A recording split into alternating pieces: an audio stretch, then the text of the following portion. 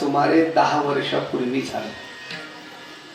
पण एखादं कार्य लेट का होईना पण थेट जातं आणि ते परिपूर्ण होऊन कलश बसतो. हीच जीवनाची खरी सत्यता आहे, लक्षात ठेवा.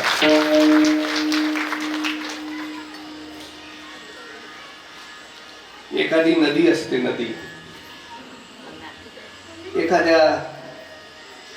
एखादी नदी हिमालयातून निघते, एखादी नदी एखाद्या पहाडातून निघते, एखादी नदी नाही का एखाद्या पवित्र डोंगरातून निघते, एखादी नदी आपल्या छोट्याशा एखाद्या काय म्हणू त्याला आपण, नाही नाला नाही, टेकडातून निघते, आहे की नाही. पण ह्या नदीची पूर्णता कधी होते? ती समुद्राला जाऊन मिळेल तेव्हा ती परिपूर्ण झाली. नदी समुद्राला जाऊन मिळाली की ती परिपूर्ण झाली. थोडस अजून बोलतो. ज्या दिवशी कुलदीपक आला घरात की ती बाईचं जीवन, श्रीचं जीवन पूर्णत्वाला गेलं. लक्षात घ्या. काल्याचं कीर्तन झालं की तो उत्सव पूर्णत्वाला गेला असं समजायचं. आणि ज्या दिवशी मंदिरावर कळस बसला त्या दिवशी मंदिराचं काम परिपूर्ण झालं असं त्याचा कलश बसला. आणि समस्त सुतार आणि लोहार समाज, श्री क्षेत्र नामपूर या समाजाने फार मोठं काम केलं महाराज. भगवान विश्वकर्माचं मंदिर इथं निर्माण केलं. भगवान विश्वकर्मा बरोबर संकट हरण करणारा गणराय, शिव तत्व असलेलं भगवान शंकराचं शिवलिंग, असं सगळंच इथं प्राणप्रतिष्ठा होते आहे. आणि प्राणप्रतिष्ठेला सहकार्य सगळ्या गावाचं आहे. मात्र या समाजाने महाराष्ट्रभर मी कीर्तनाला कुठे गेलो तर नामपूरच्या ह्या समाजाचा आदर्श सगळीकडे सांगावा इतका कौतुकास्पद झाला महाराज. आपल्याच समाजातून देणगी उभी करून आणि इतकं मोठं मंदिर उभं केलंय. खरं म्हणजे हे बघा, मानव हा एवढाच एक समाज आहे बरं का. देवाने निर्माण केलेले दोनच तत्व आहे, एक स्त्री आहे आणि दुसरा पुरुष आहे. हे दोनच तत्व देवाला माहित आहे. पण देव असा हुशार आहे,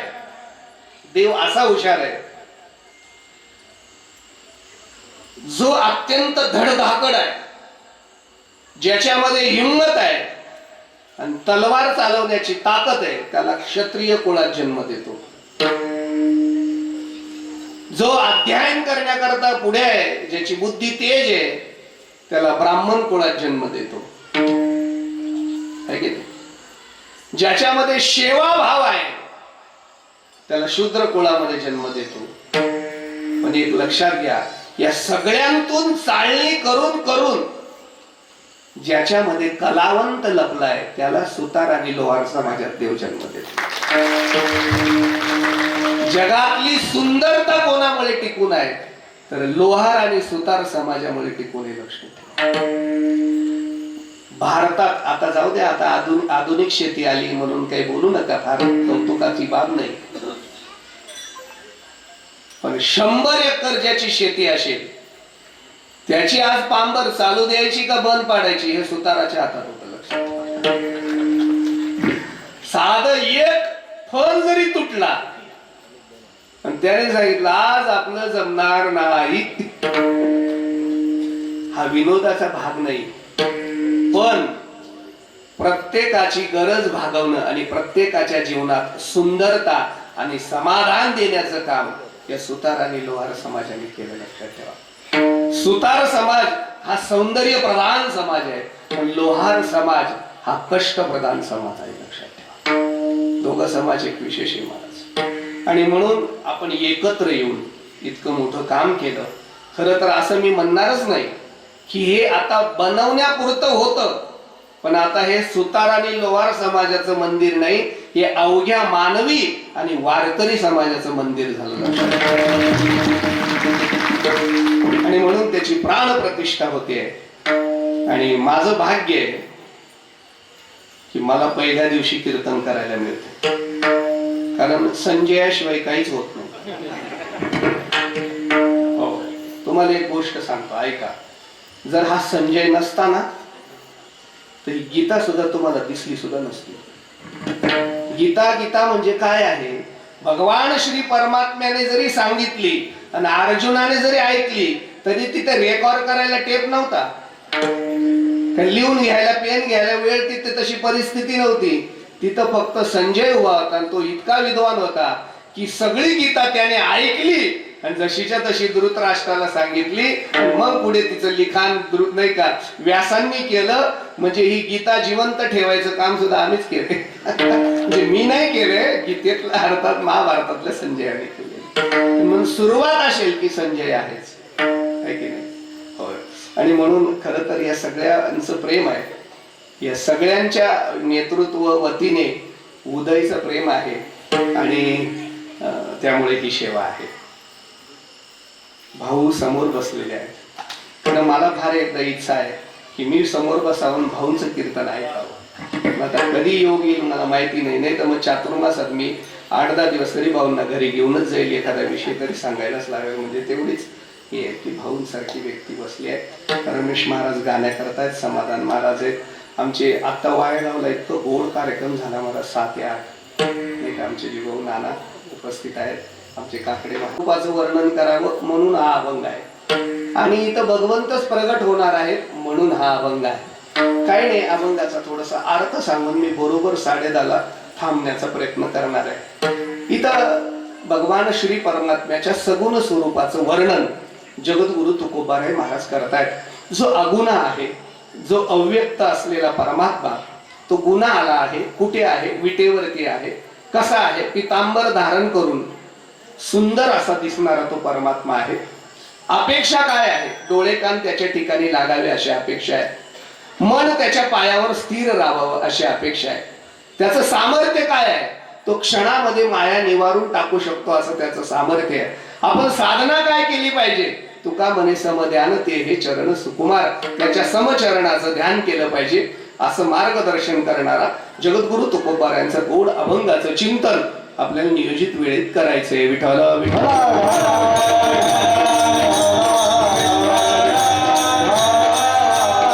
सारख्या महात्म्यांनी आणि देवाचं वर्णन केलेलं आहे. आता याच्यामध्ये 2 भाव आहेत.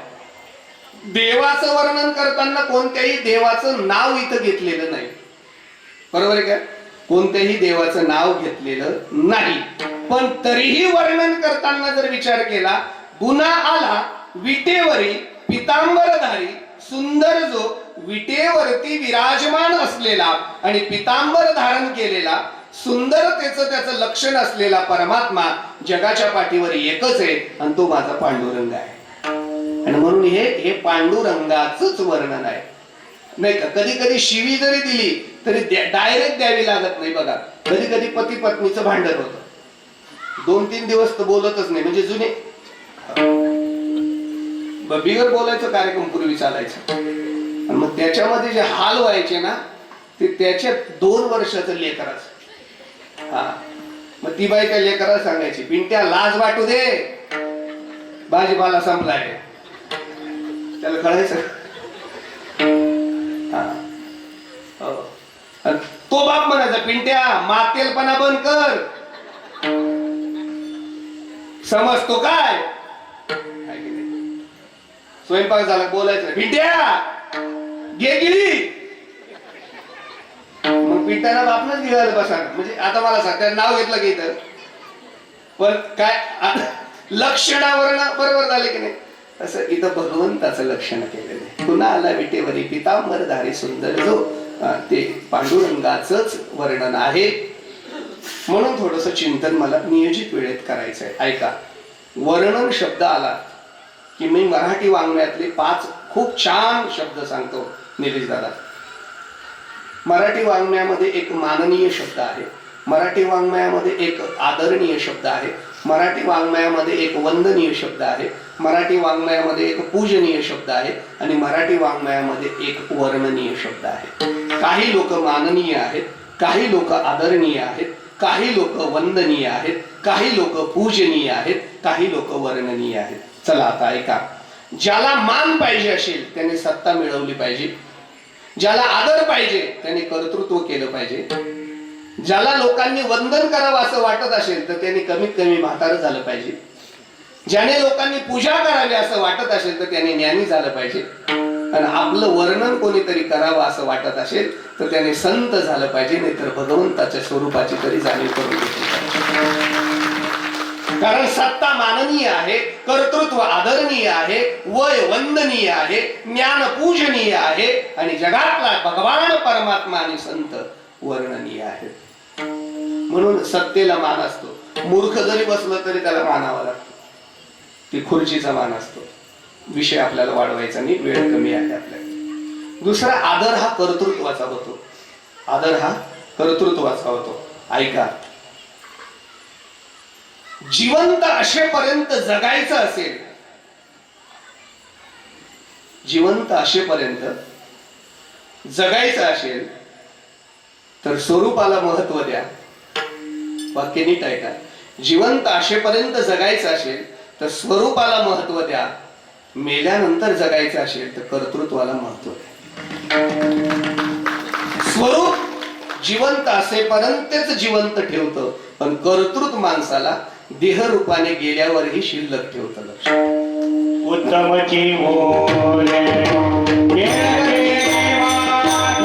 उत्तमची उरे कीर्ती मागे. ऐका ना, काहीतरी सरलं पाहिजे आणि काहीतरी उरलं पाहिजे. आम्हाला सरावं वाटतं ते सरत नाही, आणि उरावं वाटतं ते उरत नाही. प्रत्येकाला वाटतं दुःख सरावं ते मरेपर्यंत बरोबर आहे, आणि मेल्यावरही शिल्लकच आहे. दुःख सरावं वाटतं ते सरत नाही, आणि आयुष्य उरावं वाटतं ते उरत नाही. ज्याच्या जीवनातलं दुःख सरतं आणि ज्याचं जीवन कीर्ती रूपाने शिल्लक राहतं तो खरा कीर्तिवान आहे, आणि तो खरा कर्तृत्ववान आहे. या जगामध्ये दुःख सरलं आणि आयुष्य उरलं असे दोनच माणसं मला दिसले.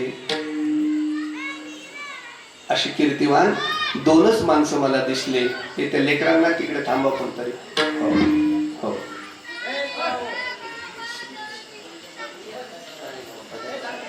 त्यांना शिकवायला कोणती गुरुजी आहेत काय माहिती.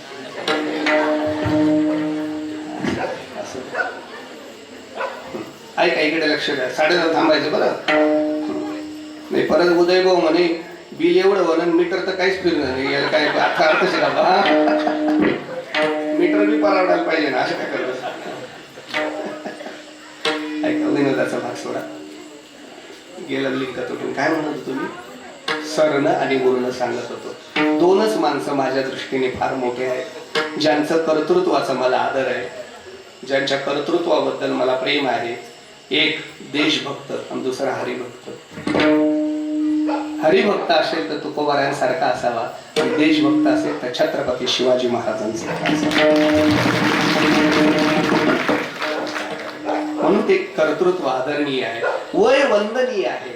ज्ञानोबारांनी सांगितले, जयाचे आयुष्य 10 कोटी होय, बळ प्रज्ञा जिरोणी जाय, तयाचे नमस्कारी पाय वडील म्हणून. बळ प्रज्ञा संपली. बळ म्हणजे इंद्रिय क्षीण झालेत, कोणाला तरी हाताला धरावं लागतं. आणि प्रज्ञा म्हणजे सकाळी काय खाल्लं संध्याकाळी आठवत नाही. थोडक्यात आजच्या भाषेत रिटायर्ड म्हणा. 58 वर्षानंतरचा माणूस आता आठवत नाही. सरकार रिटायर्ड करतो म्हणजे एवढ्यासाठीच करतो की आता तुम्हाला अर्धा पगार देतो, पण कृपया आमच्या कामात लुडबुड करू नका, काही कामाचे तुम्ही राहिलेले नाही. रिटायर्ड. आणि खरं तर सांगतो, सरकार रिटायर्ड करतो पण खरे काम रिटायर्ड माणसांनाच आहे. रिटायर्ड माणसं जेवढे काम करतात तेवढे कामात असलेले नोकरीचे माणसं बी करत नाही. रिटायर्ड माणसं खरी शेती करतात, आहे की नाही. असो, विनोदाचा भाग सोडा. वय आपलं वंदनीय. पुढे चला. ज्ञान पूजनीय आहे. श्रुती स्मृतीचे अर्थ आपण मुहूर्त अनुष्ठाने जगा देत वडील जे अमूर्त असलेले संत जेव्हा मूर्त रूप धारण करतात आणि जगाला ज्ञानार्जन करतात, असे संत आपल्याकरता पूजनीय आहेत. आणि भगवान श्री परमात्मा आणि संत आपल्याकरता वर्णनीय आहेत. विठ्ठल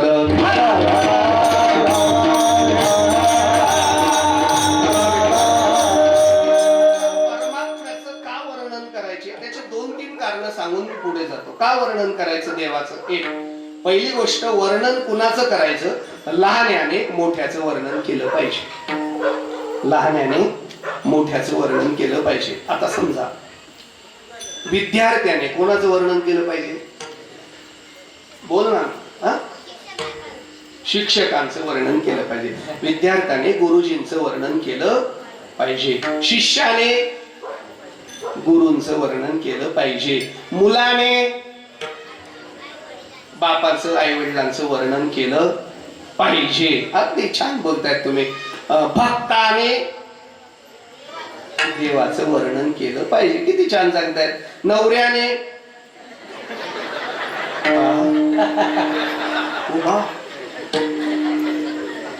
बायकोचं केलं पाहिजे. काय काय म्हणणं, माझी काहीच अडचण नाही, करा. पण जिला वर्णन येत नाही तिचं वर्णन करण्यात काय आयुष्य घालवतात? वर्णन करायचं असेल तर भक्ताने देवाचं वर्णन केलं पाहिजे. चला इकडे लक्ष द्या. पटपट पटपट ऐका. या जगात लहान्याने जर मोठ्याचं वर्णन केलं पाहिजे तर नेमकं मोठं कोण आहे? ऐका. काही तत्व युगच्या युग मोठे आहेत. जन्मच्या जन्म काही तत्व मोठे आहेत. काही जन्माला आल्यावर मोठे आहेत. आणि काही मोठे नाही, समाजाला भ्रम झालाय की हे मोठे आहेत, किंवा त्याला स्वतःला भ्रम झालाय की मी मोठा आहे. म्हणजे भ्रमातून असलेला मोठा कधी समाजाच्या भ्रमाने मोठा असतो आणि कधी स्वतःच्याच भ्रमाने मोठा असतो. कधी कधी स्वतःला बी भ्रम होऊन जातो, लय मोठा आहे बॉस, फार भ्रम होऊन जातो कधी कधी. एकदा काय झालं, एक अर्धाच मिनिट घेत, मसोबा महाराज आले समोरून असे. मसोबा आता नारद सात्विक माणूस, नारद दिसले नारदाला. आणि सात्विक माणूस, वारकरी माणूस, कोण मोठा आहे का छोटा? पाहत आलेल्याला नमस्कार करणं आमचा वारकऱ्याचा धर्म आहे. म्हणून नारद महर्षीने वाकून नमस्कार केला आणि मसोबाची छाती फुगली. आपण तर लई मोठे. नारद आपल्याला जय हरी घाल. म्हणले नारदा, म्हणजे तुम्ही आम्हाला नमस्कार करता? नारद म्हणले तुम्ही आहेतच ना तेवढे मोठे, असं काय करता? तुमच्यापेक्षा या जगात मोठं कोणीच नाही ना. अहो सध्या तर सगळी रेलचेल तुमचीच आहे. बांधो बांधी नदो नाली कार्यक्रम तुमचाच चालू आहे. हा, अडचण संसारात काही बी हो, बांधोर मसोबाशी. त्या भक्त कुठून पाहिलात काय माहिती मला. काही अडचण येऊ, बांधोर मसोबाशी.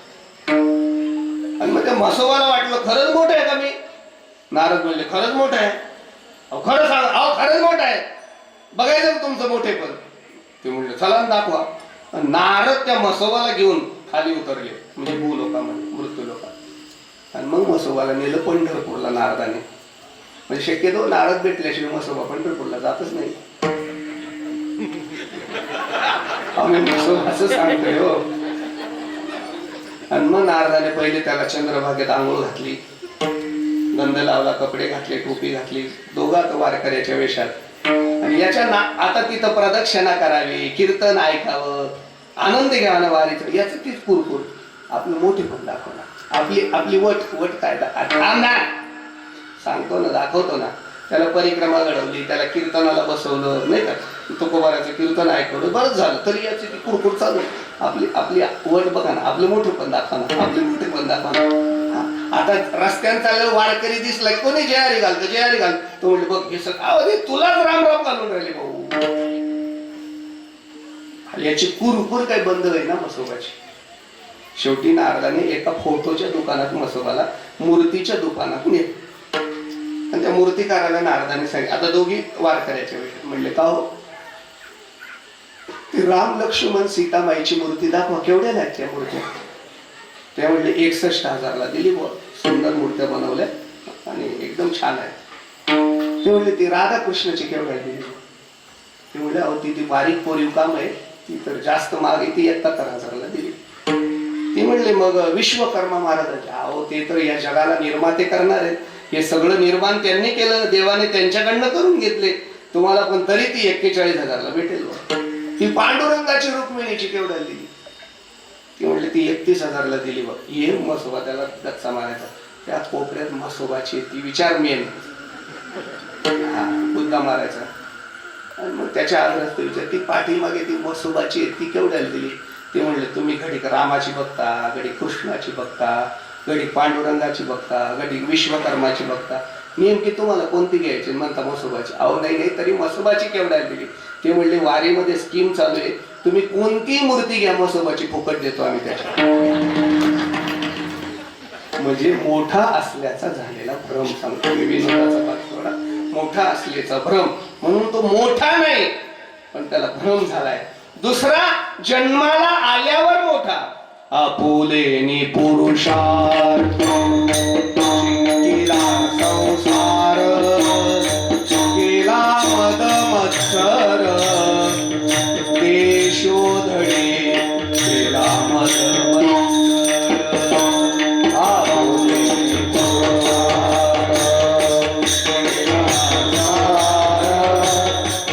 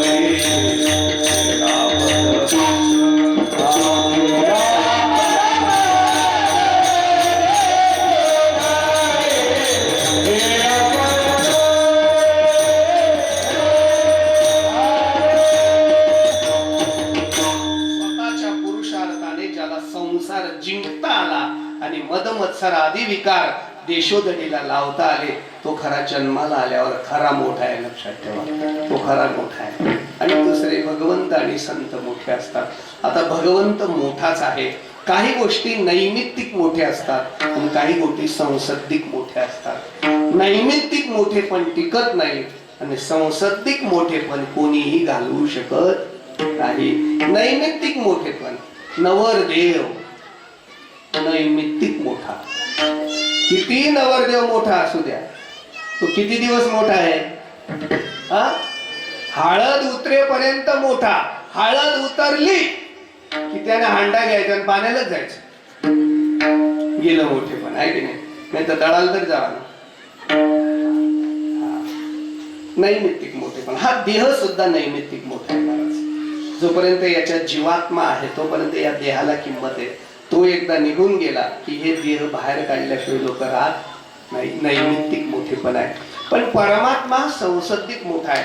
परमात्मा काहींचा मोठा आहे. पुन्हा ऐका ऐका, त्याचं कारण असं आहे महाराज, परमात्मा का मोठा आहे त्याचे 2-3 कारण मी सांगतो. 2-3 कारण सांगतो. काय आहे?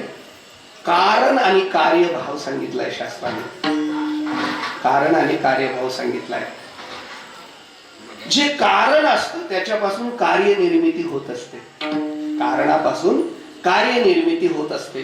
कार्य हे कारणाच्या बाबतीत अज्ञानी असतं आणि म्हणून कार्याने कारणाचं ज्ञान करून घ्यायचं असतं. थोडस उदाहरण सांगतो. आई वडील हे मुलाचं कारण आहे, पण मुलगा हे आई वडिलाचं कार्य आहे. मग आई वडिलाचं ज्ञान मुलाला करून घेणं गरजेचं आहे. मुलाला आई वडिलाचं ज्ञान करून घेणं गरजेचं आहे. आई वडिलाला मुलाचं ऑलरेडी ज्ञान आहे. हा किती वेळा गादी ओली करायचा, आता मोठा झाला असेल, आहे की नाही? मग तसं भगवान परमात्मा या जगताचं कारण आहे आणि जगत हे भगवान परमात्म्याचं कार्य आहे. ऐका, पहिले कोठेच नव्हते काही, चंद्र सूर्य तारा नाही, अवघे शून्याची होते पायी, तानोबा तेरे शून्याचे नभत्व गुणोनी, गुणत्रयात नुरुणी, शून्य ते महाशून्य श्रुती वचन संमत. परमात्मा तत्व शून्य होतं पण त्याला करमलं नाही. आपुली चवडी धरुनी खेळिया, आपोआपना ते व्याली रे, जोपना कारणे केली बायको तिने एवढी वाढविले. काय वाढवलं? देव नटले नाना परी. परमात्मा नटले, महाराज नाना परीने नटले, नाही का? आणि मग आता ऐका, कारण रूपी परमात्मा कार्य रूपाने नटला, म्हणजे जगताच्या रूपाने नटला. माझिया विस्तारले पणानावे, हे जगची नोवे अगवे, दूध मुराले स्वभावे तेची दही, बीजाची झाली तरू अथवा भांगाराचे अलंकारू, मज एकाचे विस्तारू ते हे जग माझा विस्तार आहे. भगवान परमात्मा म्हणतात जगात उत्तमची उरे कीर्ती मागे. ऐका ना, काहीतरी सरलं पाहिजे आणि काहीतरी उरलं पाहिजे. आम्हाला सरावं वाटतं ते सरत नाही आणि उरावं वाटतं ते उरत नाही.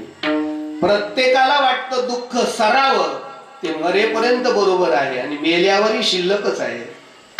दुःख सरावं वाटतं ते सरत नाही आणि आयुष्य उरावं वाटतं ते उरत नाही. ज्याच्या जीवनातलं दुःख सरतं आणि ज्याचं जीवन कीर्ती रूपाने शिल्लक राहतं तो खरा कीर्तिवान आहे आणि तो खरा कर्तृत्ववान आहे. या जगामध्ये दुःख सरलं आणि आयुष्य उरलं असे दोनच माणसं मला दिसले. अशी कीर्तिवान दोनच माणसं मला दिसले. ते त्या लेकरांना तिकडे थांबा कोणतरी. हो,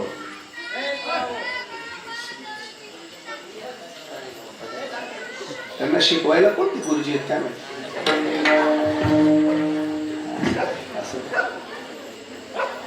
ऐका, इकडे लक्ष द्या. 9:30 थांबायचं बरं. नाही परत उदय भाऊ म्हणे बिल एवढं होणं मीटर तर काहीच फिरणार नाही. याला काय अर्थ मीटर बी परवडायला पाहिजे ना. असं काय करत. ऐका, विनोदाचा भाग सोडा. गेला लिंक तुटून काय म्हणत होतो तुम्ही. सरणं आणि उरणं सांगत होतो. दोनच माणसं माझ्या दृष्टीने फार मोठे आहेत, ज्यांचं कर्तृत्वाचा मला आदर आहे, ज्यांच्या कर्तृत्वाबद्दल मला प्रेम आहे. एक देशभक्त आणि दुसरा हरिभक्त. हरिभक्त असेल तर तुकोबारायांसारखा असावा आणि देशभक्त असेल तर छत्रपती शिवाजी महाराजांसारखा असावा. म्हणून ते कर्तृत्व आदरणीय आहे, वय वंदनीय आहे. ज्ञानोबारांनी सांगितले जयाचे आयुष्य कुठे होय, बळ प्रज्ञा जिरोने जाय, तयाचे नमस्कारी पाय वडील म्हणून. बळ प्रज्ञा संपली. बळ म्हणजे इंद्रिय क्षीण झालेत, कोणाला तरी हाताला धरावं लागतं. आणि प्रज्ञा म्हणजे सकाळी काय खाल्लं संध्याकाळी आठवत नाही. थोडक्यात आजच्या भाषेत रिटायर्ड म्हणा. 58 वर्षानंतरचा माणूस आता आठवत नाही. सरकार रिटायर्ड करतो म्हणजे एवढ्यासाठीच करतो की आता तुम्हाला अर्धा पगार देतो पण कृपया आमच्या कामात लुडबुड करू नका, काही कामाचे तुम्ही राहिलेले नाही. रिटायर्ड. आणि खरं तर सांगतो सरकार रिटायर्ड करतो पण खरे काम रिटायर्ड माणसांनाच आहे. रिटायर्ड माणसं जेवढे काम करतात तेवढे कामात असलेले नोकरीचे माणसं बी करत नाही. रिटायर्ड माणसं खरी शेती करतात, आहे की नाही. असो, विनोदाचा भाग सोडा. वय आपलं वंदनीय. पुढे चला. ज्ञान पूजनीय आहे. श्रुती स्मृतीचे अर्थ आपण अनुष्ठाने जगा देत वडील जे अमूर्त असलेले संत जेव्हा मूर्त रूप धारण करतात आणि जगाला ज्ञानार्जन करतात असे संत आपल्याकरता पूजनीय आहेत. आणि भगवान श्री परमात्मा आणि संत आपल्याकरता वर्णनीय आहेत. विठ्ठल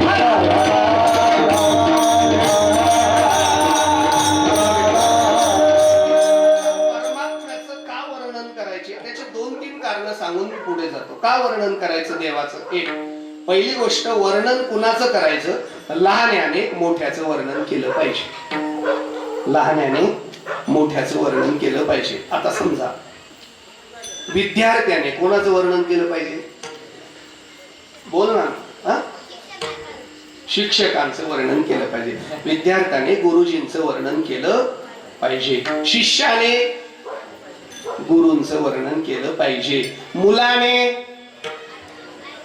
बापाचं आई वडिलांचं वर्णन केलं पाहिजे. अगदी छान बोलतायत तुम्ही. भक्ताने देवाचं वर्णन केलं पाहिजे. किती छान सांगतायत. नवऱ्याने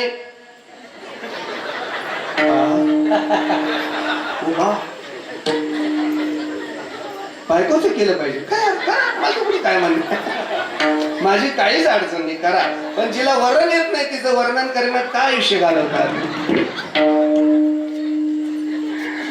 वर्णन करायचं असेल तर भक्ताने देवाचं वर्णन केलं पाहिजे. चला इकडे लक्ष द्या.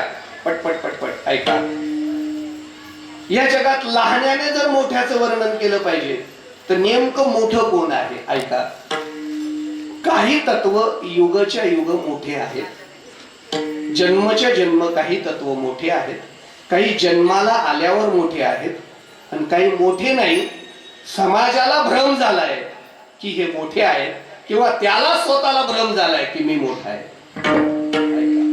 म्हणजे भ्रमातून असलेला मोठा कधी समाजाच्या भ्रमाने मोठा असतो, आणि कधी स्वतःच्याच भ्रमाने मोठा असतो. कधी कधी स्वतःला बी भ्रम होऊन जातो, लय मोठा आहे बॉस, फार भ्रम होऊन जातो कधी कधी. एकदा काय झालं, एक अर्धाच मिनिट घेत,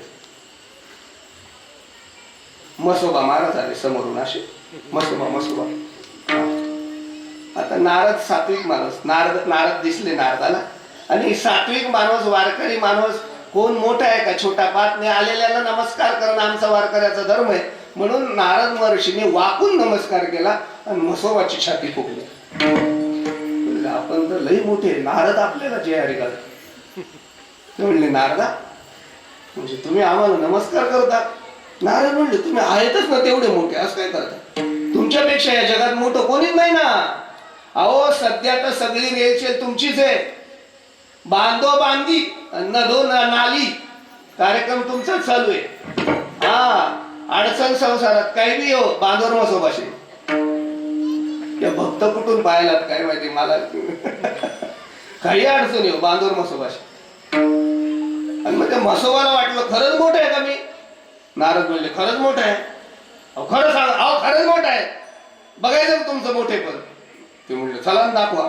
नारद त्या मसोबाला घेऊन खाली उतरले, म्हणजे भूलोकामध्ये, मृत्यू लोकात. आणि मग मसोबाला नेलं पंढरपूरला नारदाने. म्हणजे शक्यतो नारद भेटल्याशिवाय मसोबा पंढरपूरला जातच नाही. आम्ही मसोबा असं सांगतोय हो.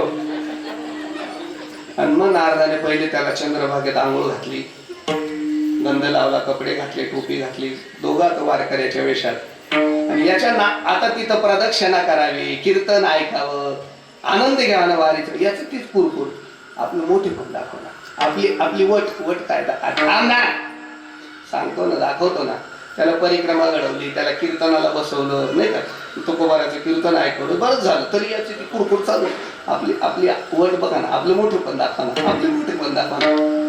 आता रस्त्यानं चाललं वारकरी दिसला कोणी जयारी घालतो, जयारी घाल. तो म्हणजे बघ हे सगळं तुलाच राम राम घालून राहिले भाऊ. याची कुरकुर काही बंद होईल ना मसोबाची. शेवटी नारदाने एका फोटोच्या दुकानात मसोबाला मूर्तीच्या दुकानात नेलं. आणि त्या मूर्तिकाराला नारदाने सांगितलं, आता दोघी वारकऱ्याच्या वेळेत म्हणले का हो, राम लक्ष्मण सीतामाईची मूर्ती दाखवा, केवढ्या आहेत त्या मूर्त्या? त्या म्हणले 61,000ला दिली बुवा, सुंदर मूर्त्या बनवल्या आणि एकदम छान आहे. ते म्हणले ती राधाकृष्णाची केवढ्या दिली?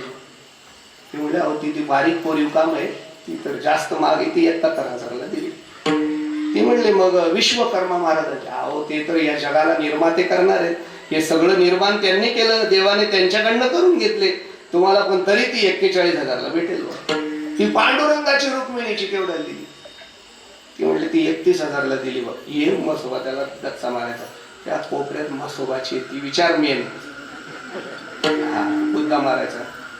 आणि मग त्याच्या आग्रस्त विचार, ती पाठीमागे ती मसोबाची ती केवढ्याला दिली? ते म्हणले तुम्ही घडी रामाची बघता, घडी कृष्णाची बघता, घडी पांडुरंगाची बघता, घडी विश्वकर्माची बघता, नेमकी तुम्हाला कोणती घ्यायची? म्हणता मसोबाची. अहो नाही तरी मसोबाची केवढ्याला दिली? ते म्हणले वारीमध्ये स्कीम चालू आहे, तुम्ही कोणती मूर्ती घ्या मसोबाची फुकट देतो आम्ही त्याच्या. म्हणजे मोठा असल्याचा झालेला भ्रम सांगतो मी, विनोदाचा भाग थोडा. मोठा असल्याचा भ्रम, म्हणून तो मोठा नाही पण त्याला भ्रम झालाय. दुसरा जन्माला आल्यावर मोठा.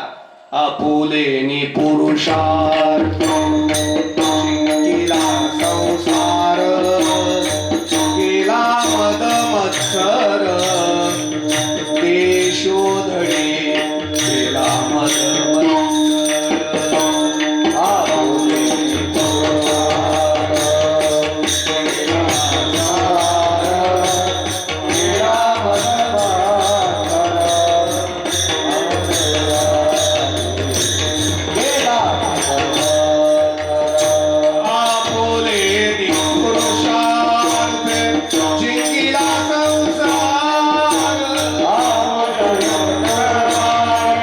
Yeah.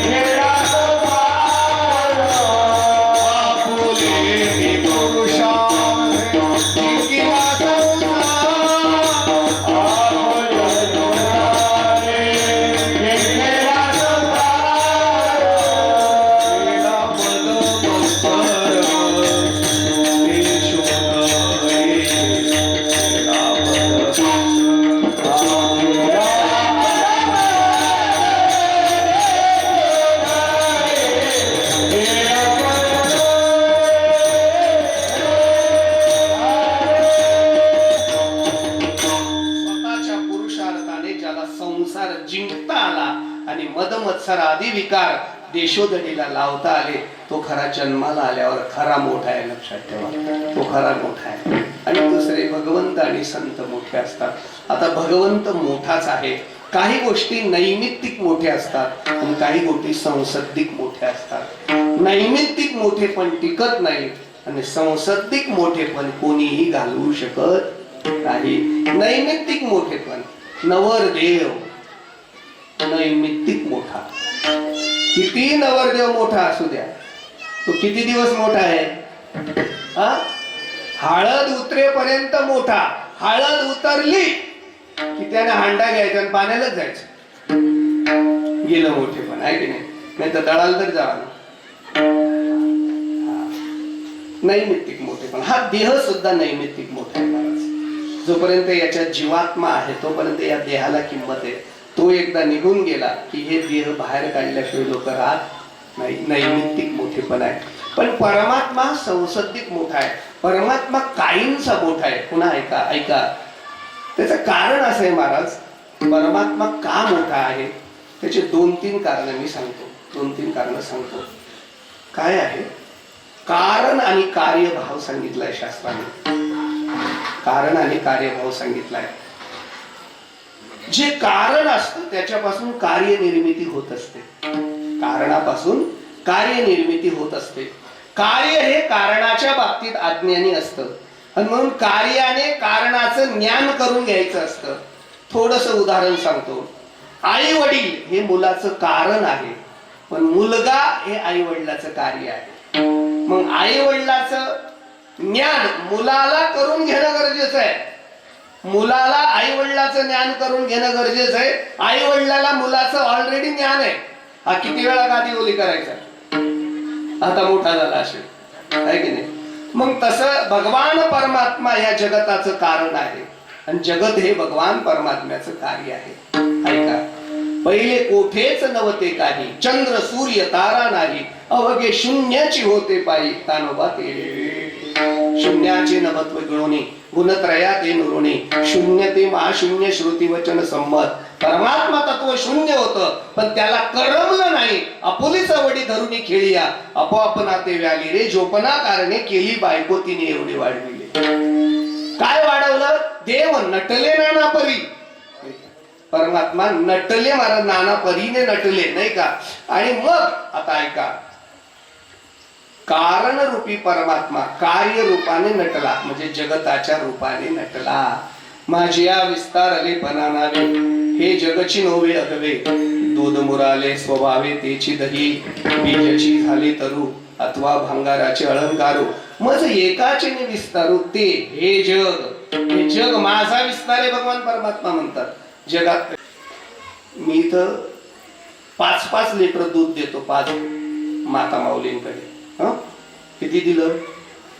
5-5 लिटर. तुम्ही घरी घेऊन जा, कीर्तनानंतर देतो, आता नको. आता काय केलं? पहिली बाई 5 लिटर दूध घेऊन गेली. पहिले चुलीवर ठेवलं, अर्ध आटवलं, अर्ध शिल्लक ठेवलं. त्याच्यात वेलची टाकली, थोडीशी सुंठ टाकली आणि केशर टाकलं. आता काय झालं? बासुंदी झालं. दुसऱ्या बाईने डायरेक्ट आटवून टाकलं, खवा झाला. बरोबर आहे. तिसऱ्या बाईने काय केलं? त्या खवामध्ये थोडी साखर टाकली आणि मँगो आता आलेलेच होते, आंबा, त्याचा फ्लेवर टाकला आणि वड्या केल्या. काय झालं? मँगो बर्फी. तिसरी बाईने त्याला मुरवण लावलं, दही केलं, दही पासून घुसळवलं, ताक बाजूला केलं, लोणी बाजूला केलं. ते काय झालं? लोणी झालं. चौथ्या बाईने ते लोणी वितळवलं आणि त्याचं तूप केलं. आणि 5वी बाईला काही जमलं नाही, तिने पहिल्यांदाच नासून टाकलं, पण तरी बी ते पनीर झालं. आता ऐका, पनीर बी झालं, दही बी झालं, खवा बी झालं, बासुंदी बी झालं, बर्फी बी झालं, लोणी बी झालं, तूप बी झालं. कोण झालं हे? कोण झालं? दूध झालं. बरोबर आहे. आता प्रत्येकाचे आयुष्यमान आहे. दही फार झाली तर 2 दिवस, बरोबर आहे. बासुंदी लई फ्रीज मध्ये ठेवली तर 4 दिवस, खवा फार झाला तर 15 दिवस, बरोबर आहे. बरोबर आहे. आणि तूप फार झालं तर महिनाभर. तुम्ही तूप करतात का? मग तूप कधी नाशेल? अहो तूप कधीच नासणार नाही, बनवणारी नाशेल. तूप नाही नासणार. मग ऐका, ह्याच दुधाचे पदार्थ, पण ह्या दुधात एक पदार्थ असा आहे जो तूप रूपाने त्याला कधीही नाश नाही. तसं हे जगत नाशिवंत आहे, पण या जगतात प्रत्येक जीवतत्वामध्ये ईश्वरी तत्व जे आहे ते अविनाशी आहे. देह नासला, आत्मा चालला, ते तूप रूपाने आहे, पण तो आपल्याला घेऊन नटला आहे. देव नटले नानापरी मी सांगून गेलो. आणि म्हणून त्याचं नाव घ्यायचं. समजा तो अनेक रूपाने, तो वृक्ष रूपाने नटला, तो प्राणी रूपाने नटला. समजा त्याने ठरवलं असतं मला कुत्र्याच्या रूपाने नटवायचं, तर मला इथे उभं राहता आलं असतं का? आणि तुम्ही तरी माझं ऐकून घेतलं असतं. कुत्र्याचं कोण ऐकतं? आहे की नाही? त्याने माणसाच्या रूपाने मला नटवलं आणि त्यातल्या त्यात वारकरी संप्रदायात आणलं आणि महाराष्ट्रात नटवलं. गळ्यात तुळशीची माळ आली. आता याच्यापेक्षा वेगळे उपकार त्याचे काय म्हणायचे? अरे ज्याला महाराष्ट्रात जन्म झाला आणि हातात ज्ञानेश्वरी आणि गळ्यात तुळशीची माळ मिळाली, आता तूच देव झाला, वेगळं देव पण काय शिल्लक राहिलं? आणि आम्हाला त्याची जाणीवच नाही, झालीच नाही. बीजची झाले तर अथवा भांगाराचे अलंकार मज एकाचने विस्तारू ते हे जग. मग मला सांगा परमात्माच नाही तर नटेल कोण? आणि आम्ही कुठे राहू? मग आमचा विस्तार आहे ना, आई बापच नाही. एकाच लग्न झालं आणि गेले लगेच गडावर. देवीचं दर्शन निमित्तच असतं, पण फोटो काढणं स्टेटस ठेवणं जास्त उपाधी असतात. अरे कमीत कमी पर्सनल लाईफ तरी तुम्ही लोकल करू नका. काही विचित्र लोक होऊन गेले. पर्सनल लाईफ सामाजिक करायला लागले. याच्यापेक्षा वाईट काहीच नाही. बरं, पर्सनल लाईफ पर्सनल ठेवा, सामाजिक करू नका. दृष्ट पडते. जेवढी गुपित ठेवता येईल ना तेवढं यशाकडे जाल. जेवढं उघडं कराल त्या दिवशी संपून जाल. लक्षात ठेवा. काही गुपित ठेवायला ठेवा. गेले गडावर, संध्याकाळी आले. बरं झालं, असं झालं, तसं झालं, तसं. ते म्हणले काय मागितलं देवीकडे? ते म्हणले मुलगा. तो म्हणले मी बी मुलगा. बरं मग आपली चॉईसच येत आहे. नाही म्हणले माझी इच्छाच आहे मुलगा व्हावा आणि त्याला वकील करावं. तो म्हणले अजिबात जमणार नाही, मी डॉक्टर करेल पण वकील होऊ देणार नाही. ती म्हणले मी वकील करेल. तो म्हणले मी डॉक्टर करेल. मी वकील करेल, मी डॉक्टर करेल, पण मी पोटात वागवणार आहे ना. माझ्या मुलाला काय करायचं ते मी ठरवेल ना, पण बोरखा माझा आहे ना. ती म्हणले मी वकील करेल म्हणजे वकील करेल. तो म्हणले मी डॉक्टर करेल म्हणजे डॉक्टर. ए वचवच करू नको, तुम्ही निचरा. माझ्या मुलाला काय करायचं मी ठरवेल, मध्ये बोलू नका तुम्ही. ते म्हणले मी वकील. तुला सांगितलं ना, थोबाडी पहिल्याच दिवशी मारतो का आईवरी खाऊ सत्यानाश तुझा 25 लाख गुंडा दिला. लगे बापाला फोन, आईला फोन, आई गाडी पाठव. नालायक भेटला. बाप बी आगाऊ, लगे घेऊन गेला. कोर्टात दावा दाखल.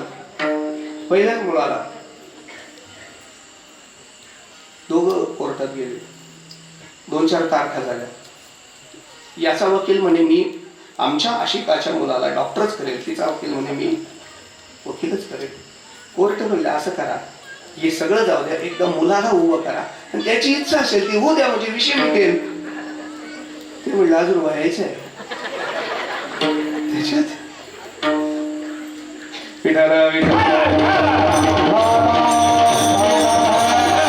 लोक अप्राप्त विषयाच्या अपेक्षेने असलेला आनंद घालून बसतात. लक्षात, जे अस्तित्वातच नाही त्याचा विचार करण्यात काय अर्थ आहे? जे आहे त्याचा आनंद घ्यावं. नाही, आपल्याकडे जे आहे त्याचा आनंद घ्यायला शिका. जे नाही आहे त्याच्या दुःखामध्ये असलेल्याचा आनंद घालू नका. अरे तुमच्याकडे बुलेट गाडी आहे ना, मग तिचा आनंद घ्या ना. शेजाऱ्याकडे अजून सायकल पण नाही, तुम्ही कशाला दुसरा आहे त्याचा आनंद घेणं म्हणजे जीवन आहे. जे नाहीच आहे त्याचं अस्तित्वच नाही. जसं आई वडीलच नसेल तर मुलगा नाही, तसं परमात्माच नसेल तर कारण रूपाने कार्य रूपाने हे जगत नसेल. मग त्याच्यामुळे जर आम्ही जगतात आलो असेल तर त्याचं नाव नाही घ्यायचं तर कोणाचं नाव घ्यायचं? बरं, दिले इंद्रिय हात पाय, त्याने इंद्रिय दिले, हात दिले, कान दिले, नाही का? शरीर उत्तम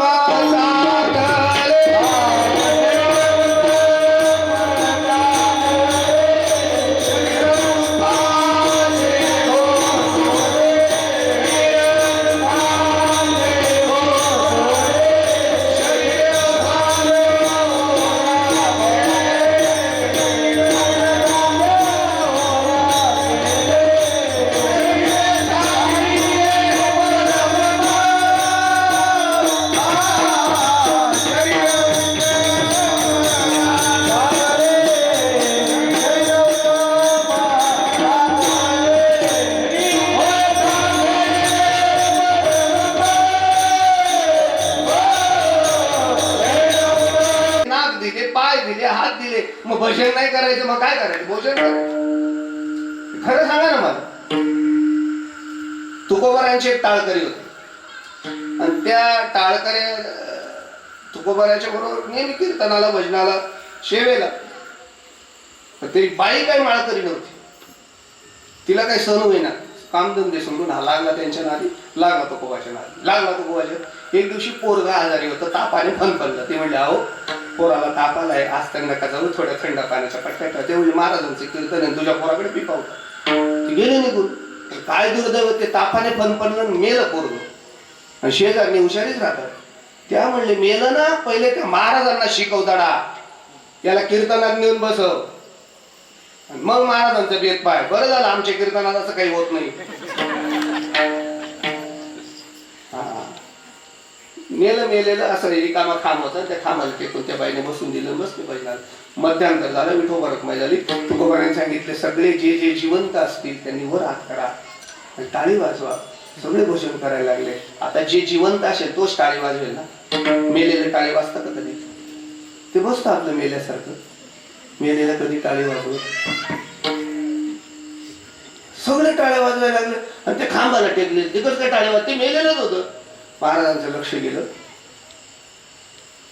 कमलमुख तो अच्छा आहे, तुझं चांगलं तोड दिसतं मला, कर कमल आहेत, हात आहेत तुला, भजन क्यों न करे बाय? अरे सगळं तुला हात आहे, पाय आहे, डोळे आहे, कान आहे, भजन नाही का बरं करत नाही? भजन भजन कर. एवढंच तुकोबा म्हटले आणि ते उठून भजन करायला लागले. मेले माणूस जिथं उठविल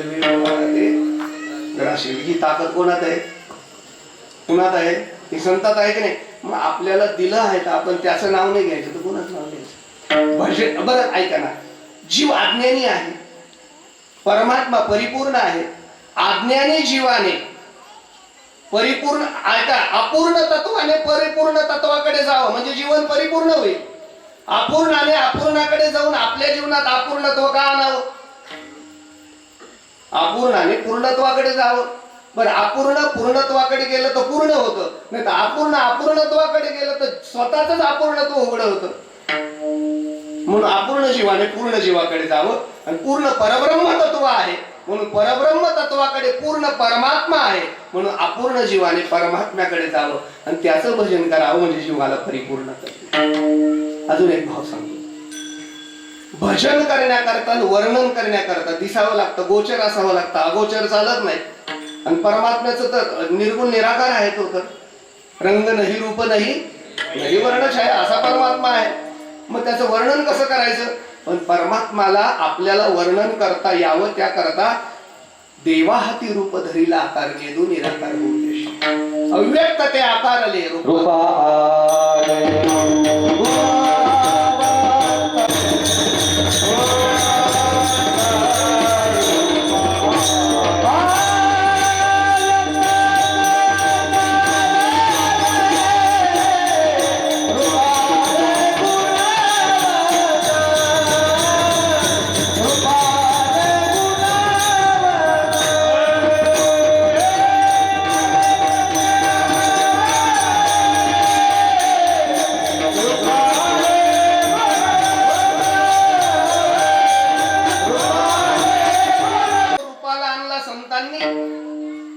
बरं, निर्गुण एक आहे, सगुण एक आहे. सगुण निर्गुण काही भेद नाही ना महाराज.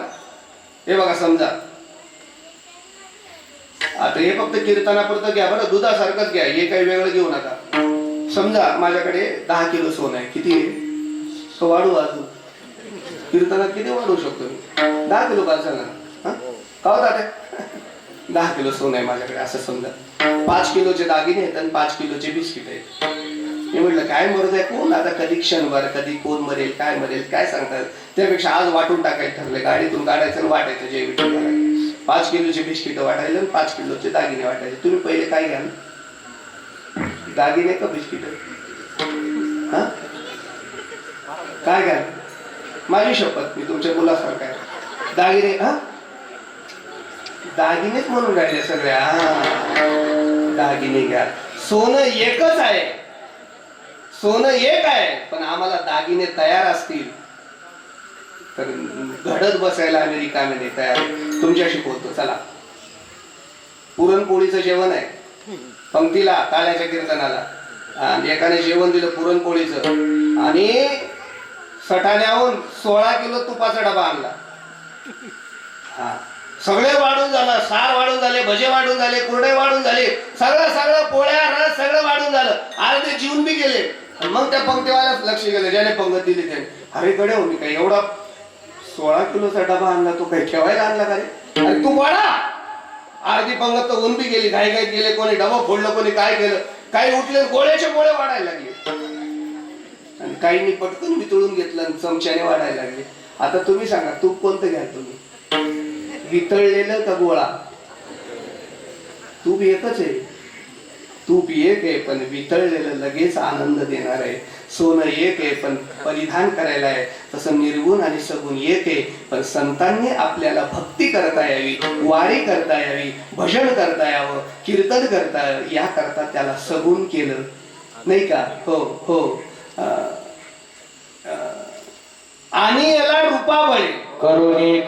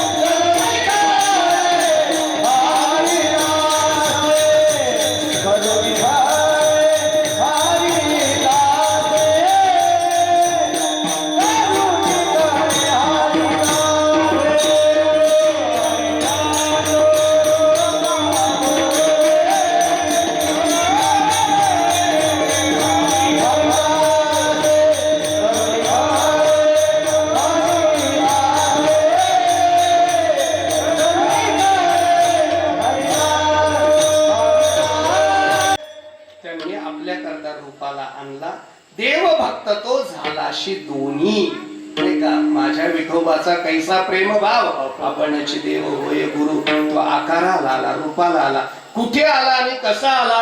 अभंगाच्या पहिल्या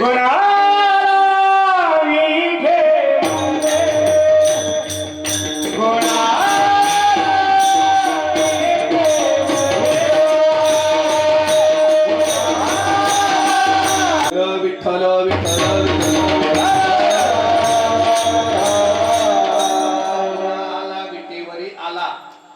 आलो आले, संत आलो, आम्ही वैकुंठवाशी आलो. स्वतंत्र जीवन आहे. आले येण्याकरताही पारतंत्र्य, जाण्याकरताही पारतंत्र्य. आला येण्याकरता पारतंत्र्य, जाण्याकरता स्वतंत्र. तो देव आहे. येण्याकरता त्याला आणावं लागतं, स्वतःहून नाही. आधी तो कोबारा यावे लागतात. सवे तो कया मेला तेने आगुना आणला, नाही तर तो येत नाही का? आधी संत यावे. गुन्हा आला विटेवरी, कुठे आला तो? विटेवरती नाही का? पुंडलिकाच्या भावार्था गोकुळे म्हणे झाला येता, गोकुळातून आला तो कुठे? विटेवरी. आता चहुदेहाची करुणी वीट त्यावरी नीट उभा पांडुरंग. स्थूल सूक्ष्म कारण महाकारण देह नाही का? खरा साधक आपल्या हृदय रूपी मंदिरामध्ये त्या पांडुरंगाला धारण करतो. साठविला हरिजी धरिला पंढरीचा, देवती ही बळे धरिला सायास करुनिया नास उपाधीचा. तो परमात्मा गुन्हा आला विटेवरी. पितांबर धारी, त्याने पितांबर नेसलाय. याच्यावर सुद्धा चिंतन करण्यासारखं आहे बरं का.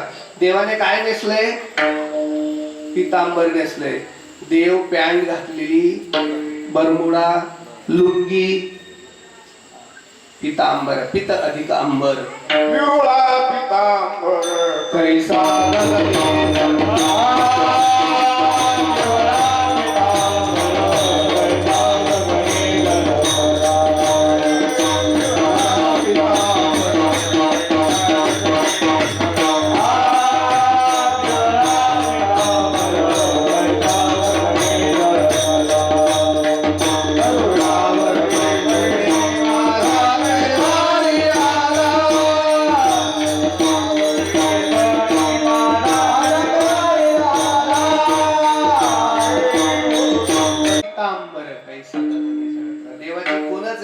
पितांबर गगनात झळकायला लागला की देव आल्याची खूणच आहे महाराज.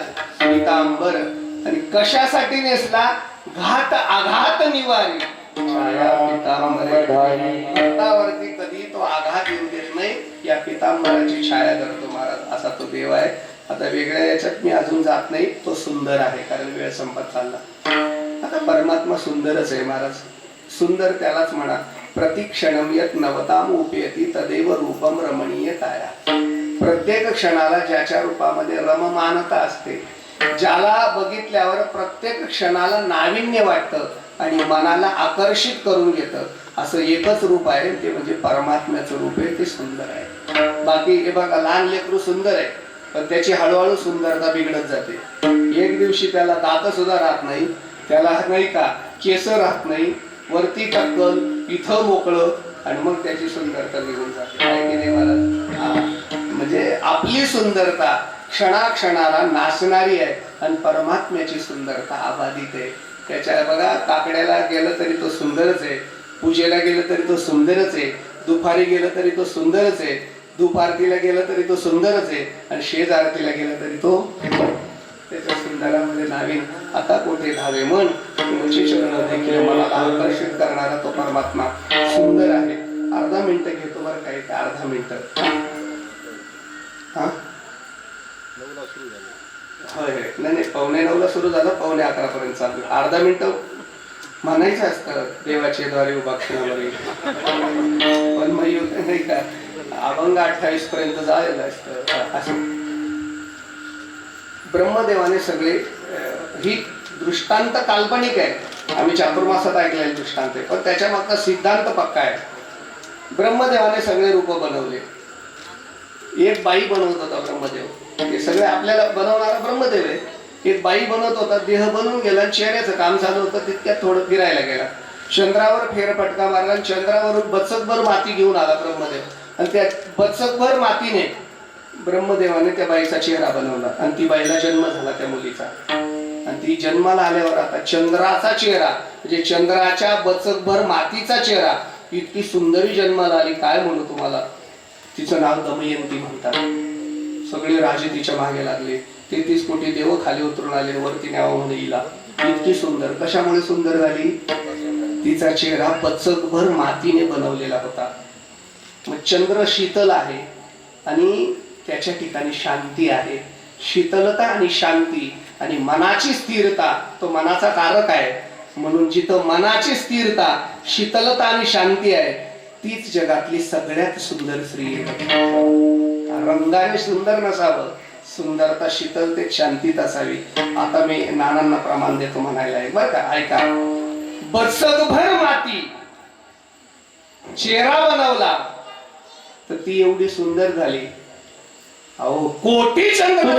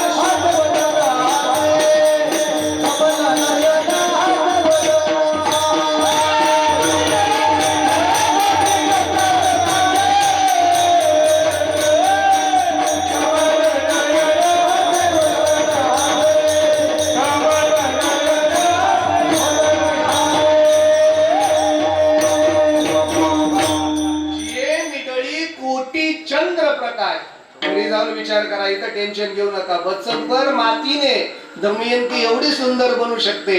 माझ्या पांडुरंगाच्या चेहऱ्यावर कोटी चंद्राचा प्रकाश येतो, किती सुंदर असेल.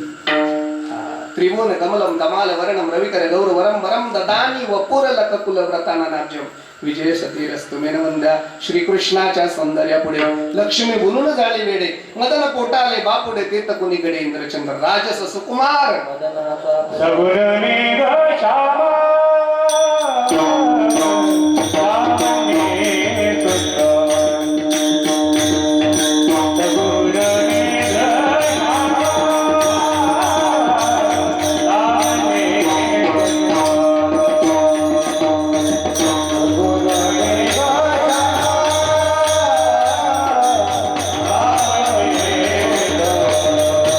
Ah!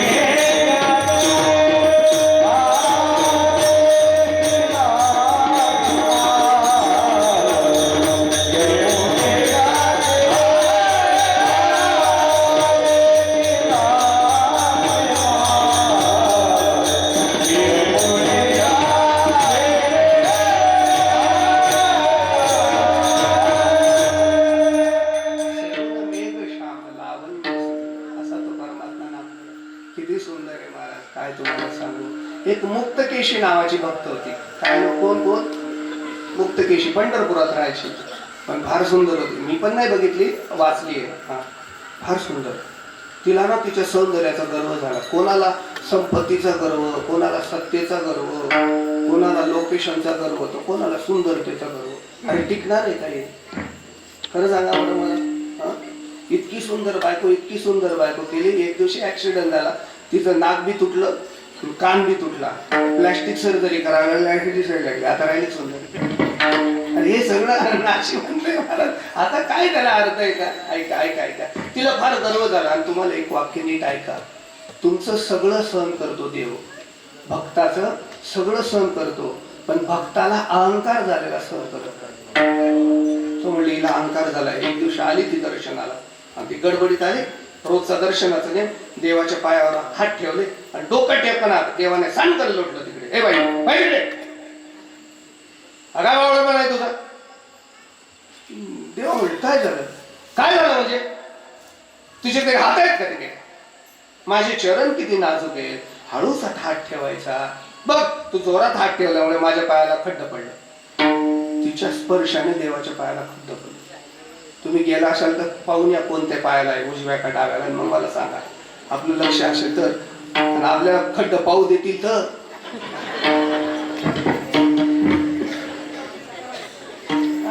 लागले टेन्शन घ्यायला बाय. आठवतं का थोडं? नाही आठवत.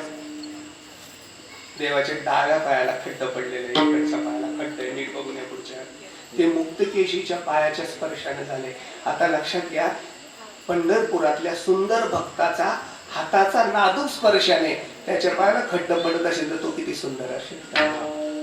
सुंदर ते ध्यान. अजून एक भाव सांगतो मला. आता वेळ सध्या मी सांगितलं 11:15 वाजवायचा. अर्थात 8:45 सुरू झाले तर 11:15 वाजवणारच. काय तुमचा म्हणजे तोटा नाही देणार. ऐका 2 मिनिटं. व्यक्तिनिष्ठ सुंदरता आणि वस्तुनिष्ठ सुंदरता असते. परमात्मा वस्तुनिष्ठ तर सुंदर आहेच, पण व्यक्तिनिष्ठ ही सुंदर आहे. कसा सुंदर आहे ऐका. माझं कीर्तन कोण ठेवतंय कधीतरी, मग त्याच्यावर ठरतं. ज्या अर्थी ह्या माणसाने यांचं नाव सुचवलं, हा माणूस विद्वान असू शकतो. एक उदाहरण सांगतो, बरोबर आहे की नाही? किंवा एखादा माणूस सांगतो बरं का, स्थळ सुचवणारा कोण आहे त्याच्यावर हा ठरवता आपली मुलगी द्यायची की नाही. नाही अहो तुम्ही सुचवलंय ना, डोळे झाकून. बरोबर आहे की नाही? तसं परमात्मा सुंदर काय तर तो वस्तुनिष्ठ आणि व्यक्तिनिष्ठ करताना तो व्यक्तिनिष्ठ ही सुंदर आहे. कसा सुंदर आहे सांगतो. समजा एकदा ते बिरबलने असं, बिरबल आणि बादशाहचं असं खटकलं. तो बादशाह म्हणजे आपल्या राज्यात 5 वर्षाच्या आत सगळ्यात सुंदर पोरग जे असेल त्याला आपण बक्षीस देऊ. मग बिरबलाने दौंडी पिटायला लावली लोक, आणि मग ते सुंदर पोरं आले. परीक्षण झालं, असं सगळे पोरं बसले होते. बायांनी आपापले पोरं आणले 5 वर्षाच्या आतले. राजा करून बक्षीस घ्यायचं, माझं सुंदर माझं सुंदर माझं सुंदर. बिरबल म्हणे निवडायचं, परीक्षा कोणी घ्यायची? बिरबल म्हणजे कशाला कोणी बघता, एखाद्या बाईला उठवा. महिलेला जेवढी सुंदरता कळते कोणाला कळणार आहे?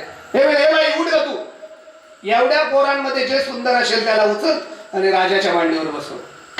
आता जी उठली ना तिचं बी त्याच्यात उठ. कळलं का तुम्हाला? पण ते असं 1 नंबर काळं कुट्ट होतं, ढेकळातून सुद्धा दिसणार नाही. काळी गुडीत पोट तर असं पुढे आलेलं होतं. गंगा जमुना वाहत होते, इथपर्यंत आलेले होते. डोळे कैबी नगारान कैबी निशाण, इकडे असायचं इकडे बघायचं. अशी परिस्थिती त्याची. पण ती बाई त्यालाच घेऊन आली, त्यालाच उचललं आणि त्यालाच राजाच्या मांडीवर बसवलं. राजा म्हणले बाई तिकडे तर तिकडे काय त्याला. बिरबल म्हणले गॉप, हे सुंदर आहे कारण परीक्षकाने निवडलेले हे सुंदर आहे. माझा दृष्टांत संपला. ते कसं सुंदर आहे? मातृत्वाच्या नजरेतून सुंदर आहे. त्याच्यावर मातृत्वाची नजर आहे म्हणून ते सुंदर आहे. तसं देव सुंदर नसतं म्हटलं मी सुद्धा, पण ज्या अर्थी ज्ञानोबारांची नजर त्याच्यावर पडली आणि ज्ञानोबाराय त्याला सुंदर म्हणतात.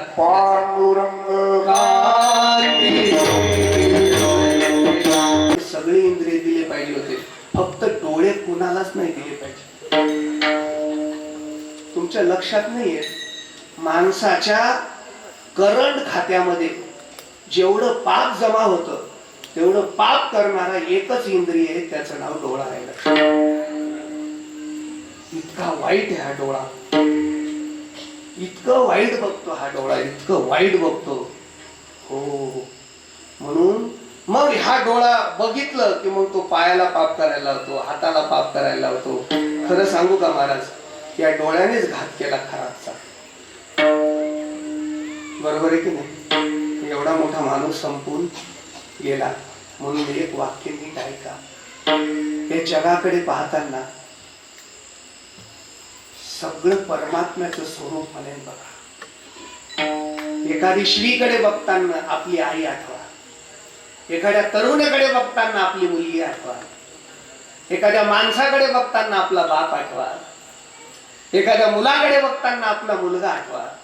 आणि ऐका ना, जर एखाद्या तरुणाकडे बघून तुम्हाला पाप वासना वाटत असेल तर तुम्ही त्यावेळेस तुमची मुलगी आठवा आणि तुमच्या ठिकाणी दुसरा माणूस आठवा. आयुष्यात तुम्ही दुसऱ्या स्त्रीकडे वाईट नजरेने बघणार नाही, चांगल्याच नजरेने बघणार. या डोळ्यांनी, म्हणून मी तुम्हाला अजून एक भाव सांगतो बरं का. आता एक महिला मंडळाला कळेल, तुम्हाला नाही कळणार. फक्त 2 महिन्याचं लेकरू बघायचं. किती महिन्याचं? 2 महिन्याचं. ते असं टकटक बघतो.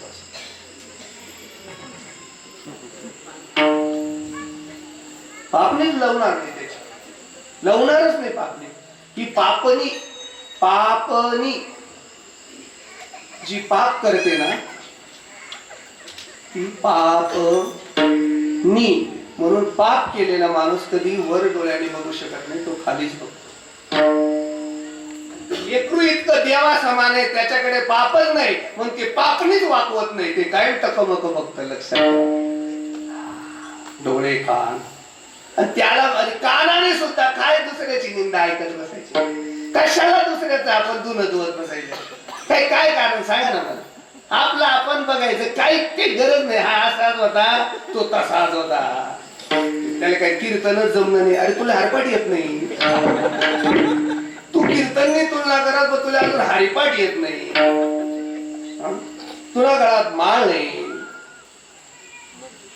मग कशाला निंदा करायची? सांगा ना मला. अहो एक सांगू का, जो मिळेल तो आनंद घ्यायला शिका, नाही जमणार तर बाजूला जायला शिका. हे कानाने काही वाईट ऐकायचं नाही.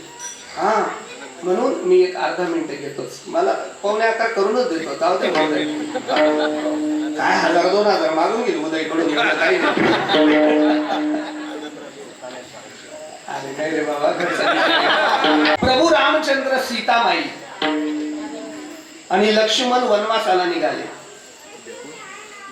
नावेतून नैया पार करायची होती. त्या गोवकाने फुलांनी नाव सजवली होती.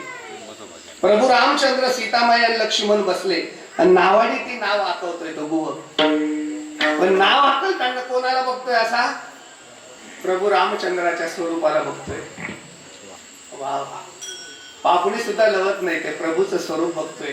नाव त्या तीराला गेली, त्याने एक बाजू हलकी केली, पुन्हा नाव फिरवली, पुन्हा या तीराला आणली, पुन्हा फिरवली, या तीराला आणली. मध्ये चक्रा मारायचं, इकडेही सोडायचं नाही, तिकडेही सोडायचं नाही. प्रभू म्हटले, भाऊ एक तर आम्ही फुकटगीर आहेत आहोत, सोड ना त्या तीराला. तो म्हणले, प्रभू 14 वर्षे कुठे जाणार आहात? कुठे बी राहायचंच ना 14 वर्षे. मग 14 वर्षे कुठे बी राहायचं असेल तर 14 तास गरीबाच्या नावेत गेलं तर तुमचे काय गेले? आणि खरं सांगू प्रभू, आतापर्यंत या नावेत लई बसले आणि लई उतरवले, पण पुन्हा बघायची इच्छा झाली नाही. आज तुम्ही बसले आणि ह्या डोळ्यांनी तुम्हाला बघितलं. आता जगातलं काहीच बघायची दृष्टी राहिली नाही. आता दृष्टी पुढे ऐसाची तोरा